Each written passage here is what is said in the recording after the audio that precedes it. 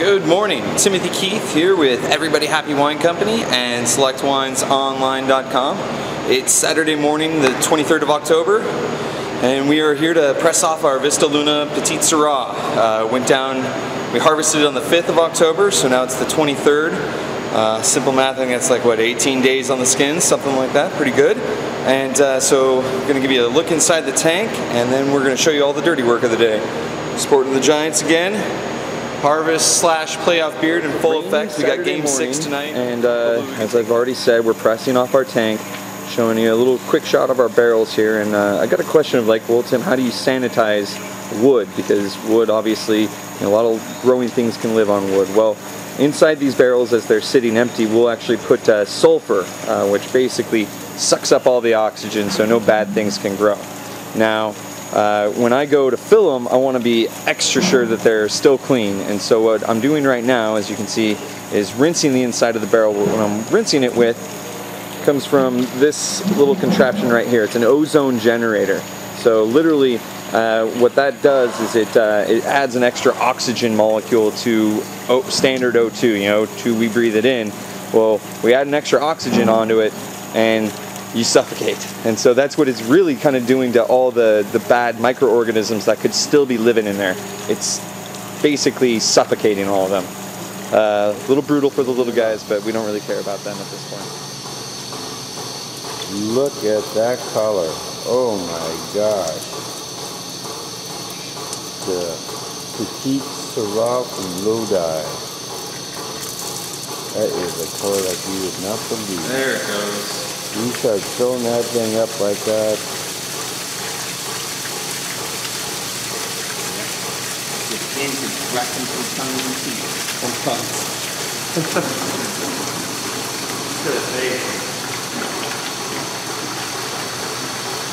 Strength from the trunk. This is called free run. It is the free run juice without the berries being pressed.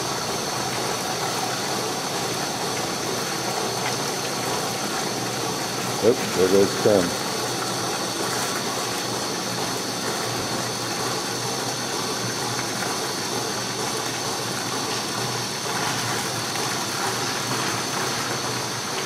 Alright, so we showed this the last time. This is just part of the process. We're draining the tank into our half-ton picking bin, which we've sanitized with ozone as well. And as you can see, just dark purple, black color. Staining teeth color. It's got a ton of flavor. Aromas are already starting to smell like a finished wine, which is, kind of what you really hope for. At this early stage, you can't expect it, but you hope for it. We're filling these barrels as we empty the tank, and one of the things I like to do, and I've been saying this through the whole winemaking process, is get air to the wine. During the fermentation process, it's one of the real few times you really want a lot of air get into the wine, because it actually helps polymerize tannins, makes a better, more complex wine. This is also going to blow off any aromatics that we don't necessarily want. It really works out well. So here's our barrel filling one, and I don't even have it all the way into the barrel. As you can see, it's almost all the way out. So it's just barely in there, and so as it's going into the barrel, it's splashing and picking up oxygen and really aerating the wine for one last push. We didn't really get you an action shot last time I was in here digging out a tank, and so this is kind of the idea. Basically, we've got our bin right here. We're going to shovel out enough space right down the middle where I can finally actually go inside the tank and then shovel it from within into these bins.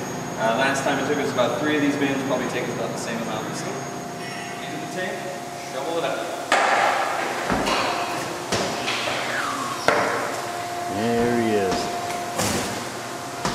Let's go up there and find out what's going on. In there. How's it going down there, Tim? Jeez, down there.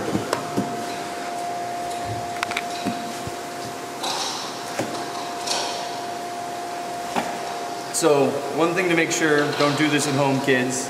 I've got a spotter out there watching, because there's still a lot of CO2 in this tank, and without pure oxygen you could lose a little bit of consciousness because you might asphyxiate. But I've got a spotter with me right now, It's an open top tank, so we're relatively safe. If this was a closed top tank and we were inside, we would probably put a fan over top and try to blow as much air out. So I'm gonna keep shoveling. It'll probably take us 2 more bins after this. So here we go.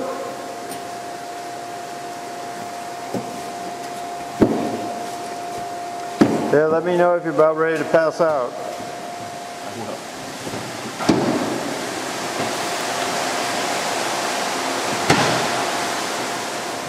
Alright, so there it is, last bin. Purple feet. First time you ever have Vista Petite Sirah, you're going to know that these feet were in it. It's a fact, but it'll still taste good. So thanks for joining in. We'll get a shot of the press and all the juice coming off of that. And so this is the actual process of pressing. So all that cake of berries that we pulled out of the tank, you get a good shot, is actually in our press. This is what we call a membrane press. Basically, it's like a big balloon inflating and putting pressure up against those skins, and then those skins end up releasing a little bit more yield. And so you can see, comes out.